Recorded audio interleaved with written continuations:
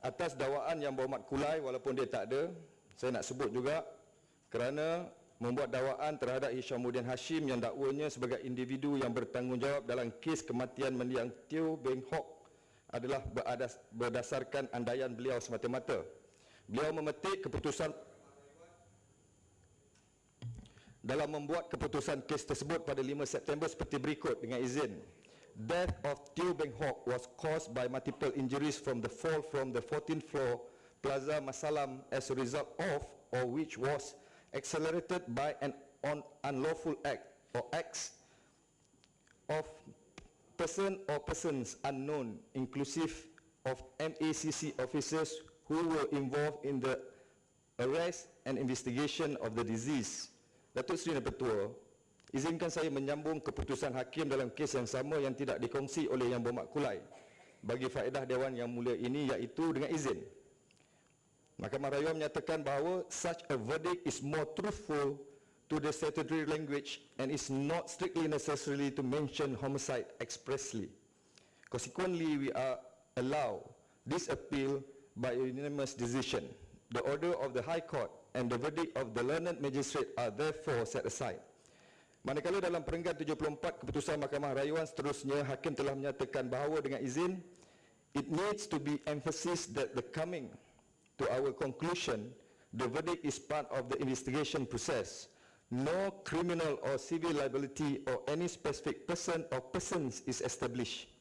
This issue will depend on the further investigation that should be undertaken, and this further examination should include a more thorough examination of the alleged suicide note by a handwriting expert with a clear expertise in Chinese handwriting and with sufficient copies of the deceased original sample handwriting made available.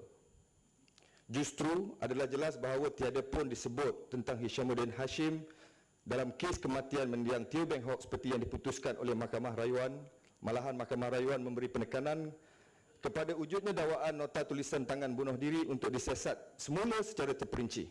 Saya dimaklumkan bahawa pihak polis Diraja Malaysia seperti kenyataan yang dikeluarkan pada hari Isnin 16 Mac 2015 menyatakan siasatan masih dijalankan, malah ianya dimulakan sebaik keputusan Mahkamah Rayuan diputuskan September tahun lepas.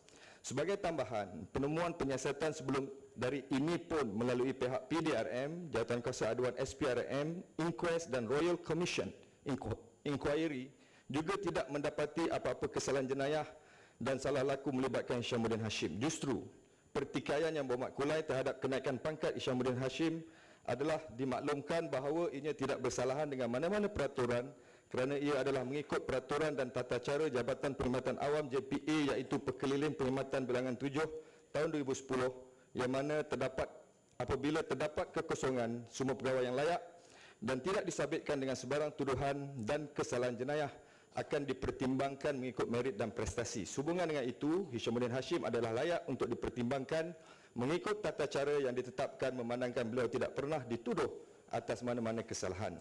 Penempatan Hishamuddin Hashim sebagai pengarah SPRM Sabah adalah berdasarkan kekosongan jawatan sedia ada dan juga prestasi semasa yang ditunjukkan oleh beliau selalu tidak pernah dikenakan sebarang tindakan tata tertib. Dan sebagai contoh, pada tahun ini sehingga Mac 24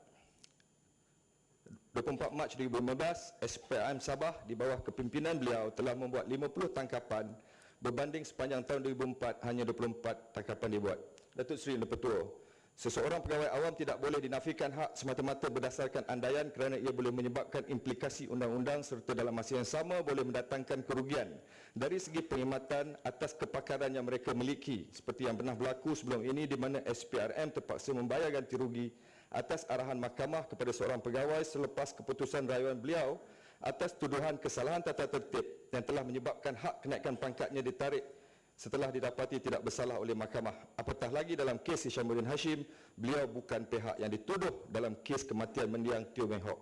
Untuk makluman Dewan, semua yang ada pada malam ini, kematian mendiang Teo Beng Hock sebenarnya merupakan satu kerugian kepada SPRM, memandangkan SPRM tidak dapat meneruskan siasatan kes tuntutan palsu kerana mendiang merupakan saksi utama dalam kes yang melibatkan penyelewengan pemalsuan peruntukan Adun Seri Kembangan, yang mana Yang Berhormat Kulai dulunya merupakan ahli parlimen di kawasan Serdang yang sehingga hari ini tidak dapat kita jalankan siasatan dan orang yang bertanggungjawab masih lepas dan bebas.